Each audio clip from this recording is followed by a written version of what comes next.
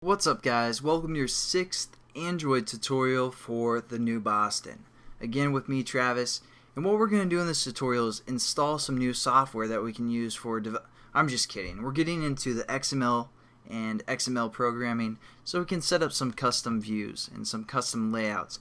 So I want you guys to open up your layout folder and click on this main XML and you guys will get something like this.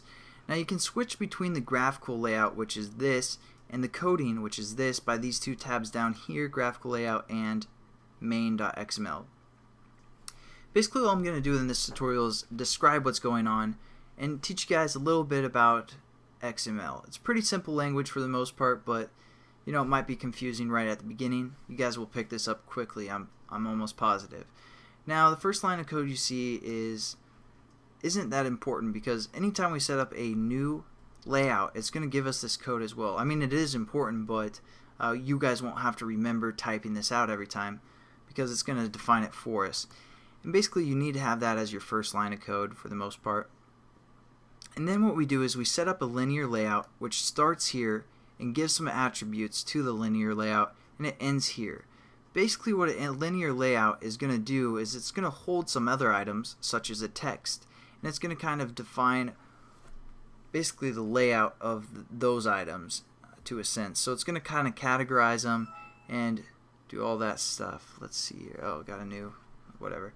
Alright, so what we're going to do is basically kind of define this linear layout, and or I'm going to describe everything that's going on within the attributes of this linear layout. Now we have this reference basically, and that's all it is. You guys don't, again, you don't have to really remember that because when we set up a new layout, Eclipse will set up this reference for us.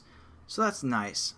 Nice and pretty for new programmers where you guys don't have to remember the actual file path and type that out each time.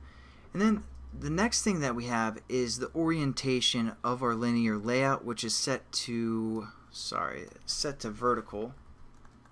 I was messing around with it, and just so that's why it was changed. And basically what that is going to do is it's going to set all the items within the linear layout vertically. So for example, if we copy this text view, or this text for the most part, and paste it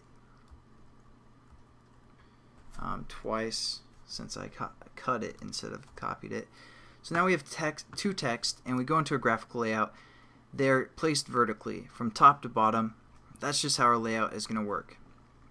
Again, we can also set this horizontally as well, as you guys just saw. So I'm going to do that real quickly by typing horizontal and hit save, go to graphical layout, and man, I messed this up. Alright, but you guys should have fill parent. Again, I was playing around with this as well, but just kind of wanted to show you guys what is going on, so that's why I'm doing it this way. Save that, and then we go into a graphical layout, and you're like, where's that other text view? And basically what's happening is being pushed off the screen right here. And I'll explain why that's happening in a second. As you guys just saw, I kind of changed the code, but that's how you guys should have yours set up because you wouldn't have that changed code. So basically now we're also adding two more attributes to this layout.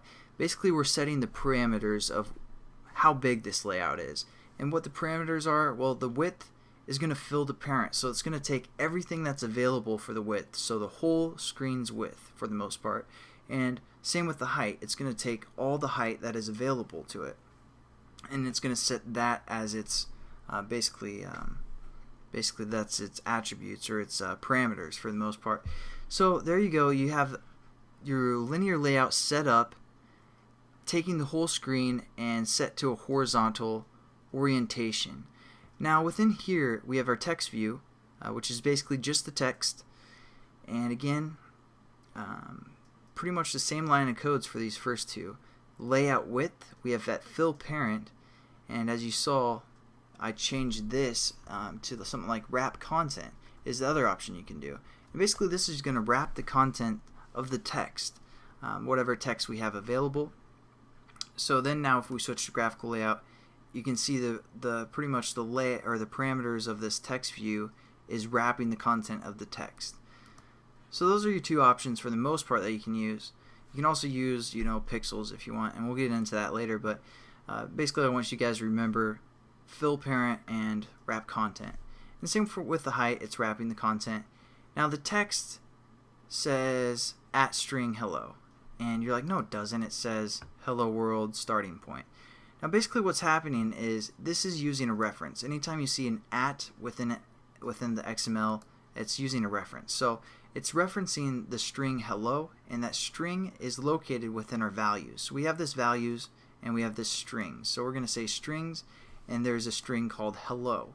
So it's using this reference, and then this is the name of the reference, but it's displaying the value of the reference.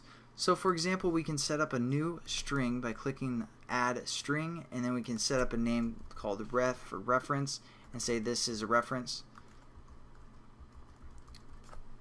and save it, and then go back into our XML, and we can also just do something like @string ref, and then we go over into our graphical layout. It says this is a reference, just that new string we set up. The alternative is you can also just type. So you can just type whatever you want without using the @ symbol, as long as it's within quotations, and there you go. You can just display your type.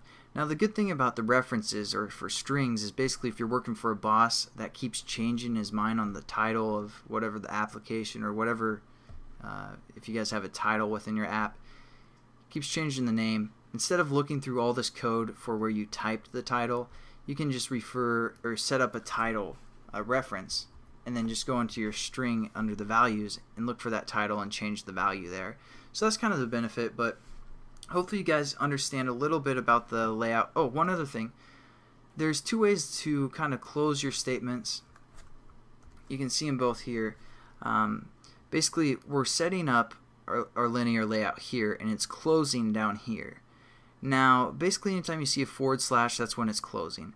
So, example, you can use I just kind of set up two different text views, and they're closing statements. So we have our text view, and we set up some attributes, and then we use the less than sign, and then we use a greater than sign / text view, and then less than sign to close it. Or if you don't want to type this out every time, you can just do / less than sign for your text. So there you guys go. Quick overview for XML. I'll catch you guys in the next tutorial. Thanks for watching.